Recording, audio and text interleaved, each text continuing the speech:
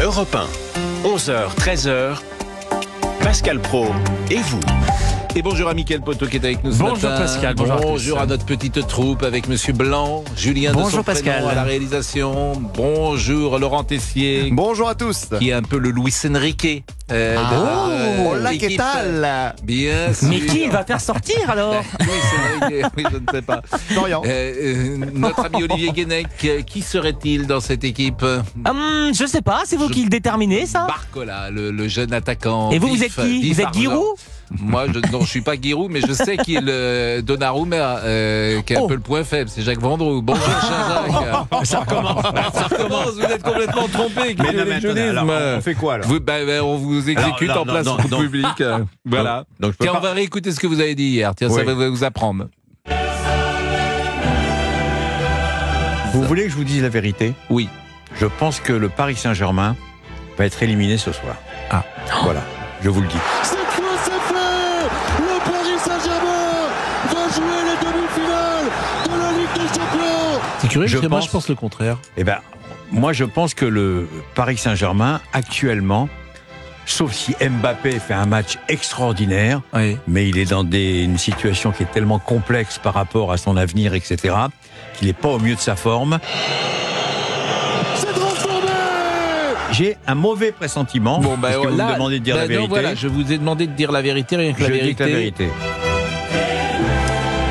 Et Mbappé n'a pas fait un match extraordinaire. Mais il a marqué 2 buts, Alors, mais là, je vous en veux, parce que moi, toute la journée d'hier, j'ai passé mon temps à dire Paris va gagner. Pour une raison toute bête, d'ailleurs, Paris est plus fort. Alors écoutez Pascal, on va mettre les choses au point tout de suite, il n'y a pas de malentendu, d'abord dans un premier temps. Déjà, parlez en face du micro. Humilier un de vos collaborateurs en direct dans une émission populaire où il y a de plus en plus d'auditeurs, je trouve que c'est pas très très gentil de votre part. D'abord dans un premier temps. Dans un deuxième temps, je pense que je me suis complètement gouré. Voilà. Parlez dans le micro. Je me suis complètement. Ça fait 40 ans que vous faites de la télé, de la radio. J'ai toujours parlé dans les micros, c'est à votre micro qui est mal placé, c'est tout. C'est pas moi, hein, attendez. Oh. Non, je dis simplement que je me suis gouré complètement, j'assume. J'ai même répondu hier soir sur les réseaux sociaux en disant pardon, je me suis trompé, parce qu'il y a un élément que j'avais pas prévu, c'est que Barcola soit excellent et soit exceptionnel. Et il a été hier le meilleur joueur du match. N'ayons pas peur des mots. Et donc, c'est marrant parce que j'avais le même pressentiment au match aller. Barcelone avait envie d'avoir envie. Et ils ont gagné. Hier soir, le Paris Saint-Germain avait envie d'avoir envie, alors que Barcelone avait moins envie, et Barcelone était moins bien qu'au match aller, etc. Donc, je me suis gouré, et puis j'assume complètement. Non, mais là, vous êtes jamais gouré, là? Vous êtes jamais gouré? En permanence, on se trompe. Mais l'envie d'avoir envie, c'est très intéressant, parce que il y a un paramètre nouveau au Paris Saint-Germain qui n'existait pas ces dernières années, c'est que c'est une équipe, précisément. Et c'est ça qui change tout. C'est-à-dire qu'il n'y a pas Messi, il n'y a pas Neymar, mais c'est une équipe. Elle a peut-être moins d'individualité, de qualité, quoique, parce que Messi et Neymar, il y a discussion sur ce qu'ils ont fait à Paris, mais c'est une vraie équipe. C'est une équipe qui joue ensemble. Plus Enrique, qui me paraît quand même décisif là-dedans, parce que c'est pas n'importe qui, bah ça donne une équipe, t'as plaisir à la voir, défendre ensemble, plaisir à la voir attaquer ensemble. Il y a qu'un mystère pour moi, c'est Donnarumma. Je vous assure, il me fout une trouille, ce garçon. Je ne comprends pas Donnarumma. Pour moi, le premier but, il est complètement pour lui. Il sort pas. Ça tombe dans les 6 mètres. Il bouge pas. Donc, je crois, il y a un mystère Donnarumma. Bon. Alors, et vous qui avez été un grand gardien de but, vous pouvez juger. Moi, je pense que Donnarumma, c'est pas le meilleur gardien de but du monde qu'on a annoncé. Il a fait un Euro avec l'Italie où il a été exceptionnel. Il a joué dans des grands clubs italiens. Ok, pas de problème. Sauf qu'à Paris, il a jamais été éblouissant. Il a jamais été non seulement très, ça, mais il coûte des buts. Non, mais en plus, il fait des boulettes. Il fait régulièrement des boulettes. Maintenant, si vous faites un comparatif avec les grands gardiens, quand vous prenez Buffon, Sepp Maier, vous prenez tous les gardiens que vous voulez, vous pouvez prendre Jean-Paul Bertrand de Man pour vous faire plaisir, ils ont toujours fait des carrières limpides et toujours efficaces. Lui, c'est tout ou rien. C'est-à-dire, soit il fait un arrêt miraculeux, exceptionnel, et on dit c'est le meilleur gardien du monde. Moi, le premier. Non, mais son jeu au pied pose problème. De toute façon, le jeu au pied, maintenant, c'est l'avenir du gardien de but, quoi qu'il arrive. Jacques, il n'y a pas d'exemple. Non, il n'y en a pas. Mais vous savez pas ce que je veux dire. Oui. Il n'y a pas Oui, il n'y a pas d'équipe. Il n'y a pas d'exemple de grande équipe sans grand gardien Alors de but. écoutez, Ça n'est jamais arrivé. De Saint-Étienne avec Kurkovic jusqu'à l'Allemagne, jusqu'à l'équipe de France avec Barthez, il n'y a pas d'exemple. un jour, Robert Herbin m'a dit un truc. C'est le joueur le plus important Voilà, de l'équipe. Robert Herbin m'a dit un jour, quand il est devenu entraîneur de l'équipe de la Saint-Étienne, il m'a dit, moi, de toute façon, il me faut un grand gardien et un grand avant-centre. Après, je m'occupe du reste. Après, je fais la mayonnaise. Il avait Ivan Kurkovic et il avait Hervé Revelli, qui a été le meilleur Français de tous les temps à l'époque où il jouait dans les années 70-85. Et donc, c'est vrai, et c'est la vérité. Et quand vous prenez la grande équipe de Nantes que vous avez aimé, voilà, vous aviez Bertrand Demanne dans les buts, grand gardien, et puis devant, vous aviez Ali Lodzik, vous aviez Pécou, vous aviez plein d'attaquants. C'est simple, le football. Et puis il y avait Henri Michel de temps en temps au milieu. Non, mais il y avait Larquet à Saint-Étienne et Henri Michel à... Et alors, on rappelle quand même que, et c'est Laurent Tessier qui le note, il a aussi raison. Et moi, j'ai eu cette discussion ce matin avec mon ami Xavier Couture, qui pensait que le Paris Saint-Germain ne l'emporterait pas, pardon. Il me dit, oui, mais ils ont joué à 11 contre 10. 1 contre 10. Bon, c'est vrai que l'expulsion peut changer certaines choses. Est-ce qu'on a des auditeurs ou est-ce qu'on marque une pause à 11h12? Et on n'a même pas écouté l'hymne du PSG, monsieur Julien Blanc, qu'on a chanté hier. Allez, Paris Saint-Germain. Allez. Alors, en revanche, il y a 2-3 choses que je dois vous dire. Le match retour de la demi-finale aura lieu à Paris, et ça c'est important, le 7 ou le 8 mai. La finale aura lieu à Wembley, le 1er juin. Mais je ne suis pas sûr que la mairie de Paris voit d'un bon œil le Paris Saint-Germain vainqueur de la Ligue des Champions, parce qu'on se souvient que la dernière fois que Paris avait gagné, il y avait eu des gros incidents quand même sur les Champs-Élysées. Au Trocadéro, si vous vous souvenez, il y avait, il y avait eu un accueil au Trocadéro, ça s'était très mal passé. Et effectivement, il peut avoir des débordements. Et à 2 mois des Jeux, je pense que de sécuriser entièrement une ville comme Paris, c'est vrai que les policiers qui sont déjà sur le qui-vive, il va falloir prendre sans doute des mesures si le PSG est en finale, bien évidemment. Il est 11h13, on marque une pause. C'est pas tous les jours qu'il y a des actualités assez positives, même si, ne nous trompons pas, on est ici à Paris, les gens qui nous écoutent, parfois à Marseille, parfois à Toulouse, parfois à Bordeaux. Non seulement ils s'en fichent parfois du PSG, mais même ils souhaitent sa défaite. Bien sûr. À Marseille, hier soir, je pense que on souhaite plutôt la défaite du PSG. Le Paris Saint-Germain est un club respecté, mais qui n'est pas populaire. Voilà. Mais Paris n'est pas très aimé, disons-le. Quand vous sortez de Paris, les Parisiens, ils sont pas nous aiment pas. Ils nous aiment pas. Ils nous aiment quand pas. Vous allez en Ardèche, par exemple, ils nous aiment qui est pas. un peu votre seconde maison, l'Ardèche. Exactement. Bon. Exactement. Et qu'est-ce qu'on vous dit? Mais ils nous aiment pas. Ils balisent un peu avec nous. Ils nous mettent un peu à 10 pas. Voilà, il faut un peu. Est-ce que alors, négocier. Il y a eu beaucoup également de témoignages hier. Est-ce que vous avez pris vos billets pour Palm Springs? Parce que je rappelle que demain, je vous dis l'affaire. Je vous signale que l'affaire, elle est réglée, elle est officielle.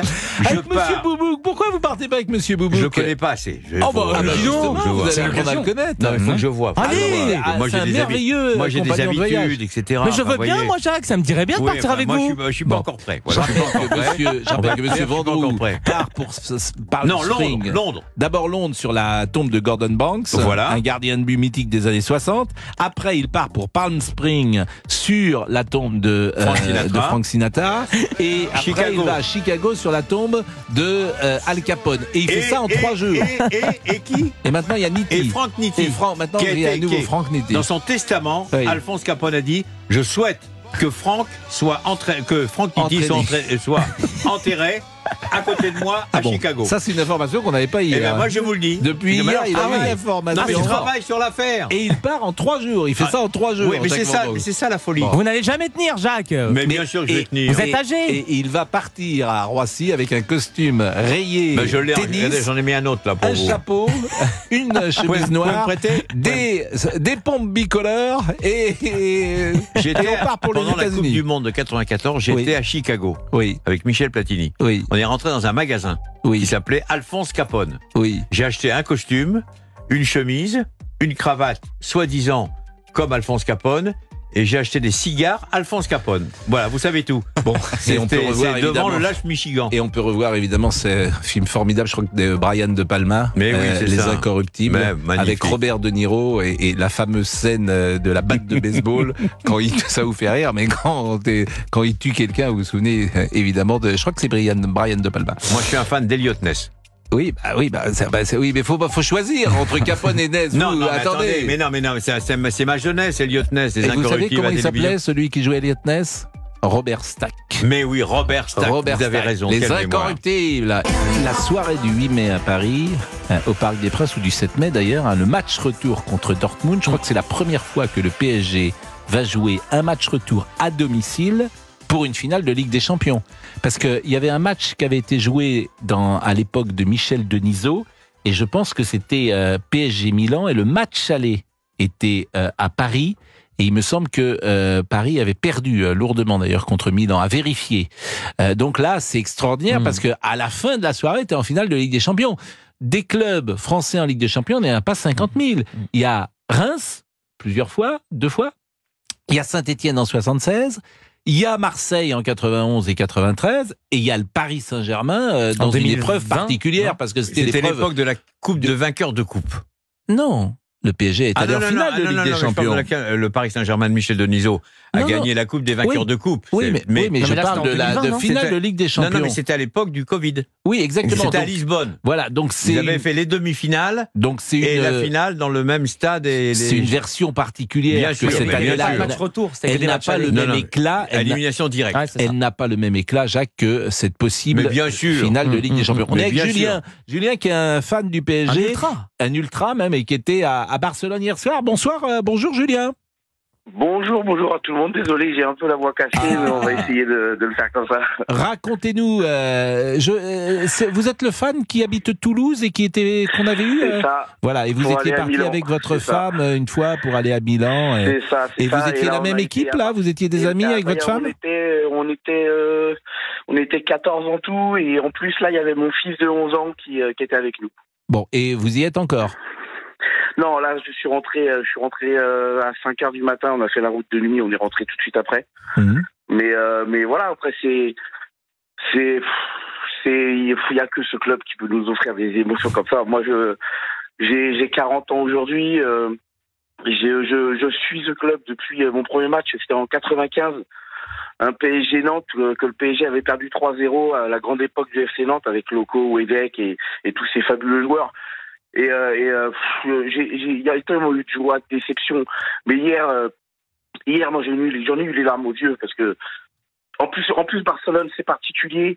C'est voilà, la remontada, il y a eu toutes ces histoires autour de l'arbitrage qui nous resteront au travers de la gorge.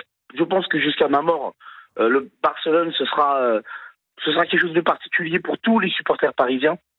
Et hier on a vu notre équipe qui a joué avec ses tripes et en fait qui nous ressemblait quoi. Et ils ont tout donné et franchement c'est le pied quoi. C'est le pied. Non mais c'est formidable ce que vous dites parce que je trouve que c'est le meilleur témoignage. Est-ce que vous trouvez que cette équipe précisément est une équipe ? Franchement, le travail qui a été fait depuis le début de la saison, alors je sais que Luis Enrique est beaucoup décrié, mais je crois que Luis Enrique est beaucoup décrié parce qu'en fait, certaines personnes n'aiment pas le personnage Luis Enrique. Honnêtement, il fait un travail monstrueux.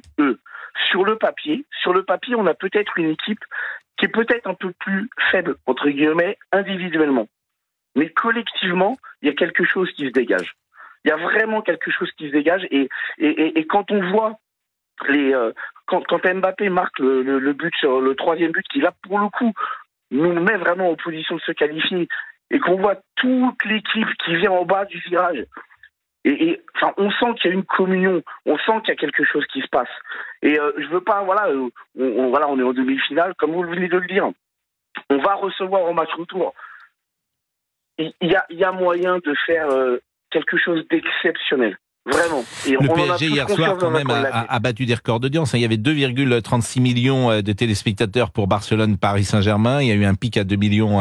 C'est la 3e chaîne nationale en prime time quand même Canal hier. Plus Foot, et c'était un record historique pour la chaîne Canal Plus Foot. Exactement, record historique pour le Canal Champions Club. Le débrief de notre ami Hervé Matou. Toujours formidable, Hervé. Et c'est vrai que ça va passionner les gens. Et Cédric Chasseur me rappelle qu'en avril 95, donc il y a quand même 30 ans, la dernière demi-finale, elle était retour. Je pensais qu'elle était allée, elle était retour. C'était une demi-finale retour Ligue des Champions à Paris.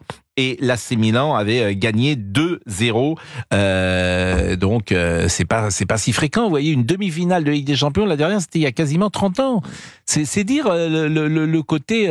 historique, en tout cas en matière de football.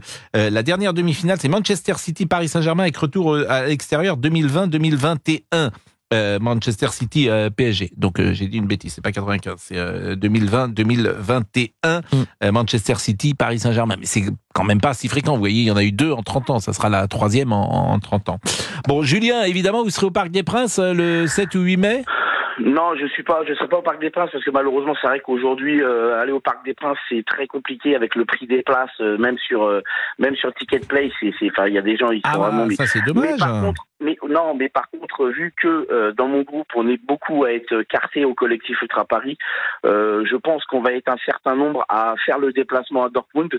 Et donc on la vivra en partage parce que c'est vrai que nous notre position d'expatriés, en fait finalement on vit souvent notre passion en fait à travers les stades en France et en Europe et on sera plusieurs en tout cas de mon groupe Paris Occitania, on sera à Dortmund pour supporter nos joueurs et voilà et on va les pousser pour aller jouer cette putain de finale et puis après une fois qu'on est en finale le temple du foot. Une fois qu'on est en finale, après, une finale, comme on dit, c'est des phrases un peu bateau, mais ça se joue pas, une finale, ça se gagne, et après, on fera le maximum, peu importe contre qui on jouera, mais clairement, là, aujourd'hui, on peut pas, quand le tirage au sort a été fait, à un moment donné, on pouvait pas se cacher. Moi, j'en parlais avec des collègues au boulot, j'ai des supporters lensois, marseillais, monégasques, il y a un peu de tout, et je leur disais, à un moment donné, on peut pas se cacher derrière notre petit doigt. Quand il y a eu le tirage au sort, oui, pour le PSG, il y avait une voie royale pour aller en finale. Je suis d'accord. Julien, merci. Il est déjà 11h27. Je remercie l'ami Jacques Vendroux, qui est une sorte de piti. Merci mon petit garçon. Il lisait le journal, je l'ai réveillé. Pas du tout. Jacques, concentré, ça bascule dans une demi-heure. Ah oui, je sais. Ça bascule. Vous êtes au courant de l'affaire tous les mercredis. Vous êtes au courant de l'affaire. Je suis au courant du dossier. J'ai rencontré quelqu'un dans une cantine pendant 10 ans de ma vie, 20 ans de ma vie à TF1. Quand je le voyais à la cantine le mercredi, je lui disais ça va, il me dit oui, ça bascule. Parce que le mercredi, il considérait qu'à midi, on passait, je vous jure que c'est vrai, il passait dans l'autre côté de la semaine. Donc chaque semaine, je répète, ça bascule. Il faudrait qu'on fasse un jingle. Ah oui, ça bascule. Je veux juste dire un petit truc à Jacques. Je vous en prie. Oui, Jacques s'est trompé sur le pronostic du Paris Saint-Germain. Oui, il ne va pas se tromper 2 fois. Ce soir, il y a un autre match. Il peut pronostiquer peut-être un résultat. Un grand monsieur comme lui ne va pas se tromper 2 fois d'affilée quand même. On rappelle le score du match aller. Combien le match aller 3 partout, 2 partout 3 partout. Donc là, le retour est donc à City. Manchester City Real, objectivement City.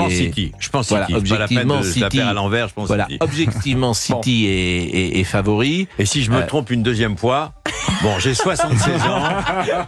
J'espère qu'on sera un petit peu tolérant avec moi. Voilà, c'est tout. Moi, vous savez ce que je fais dans ces cas-là? Voilà, je lance la pièce en l'air. Non.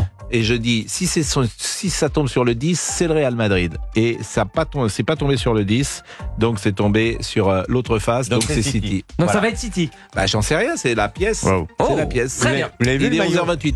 Il est super le maillot, bien sûr, c'est un maillot qui a été... Je salue l'ami Cédric Chasseur également qui nous écoute. Cédric, il sera peut-être à Wembley d'ailleurs, si le Paris Saint-Germain... Il dit qu'il ne sait pas. Bon, non, il y aura Cyril de la Morinerie.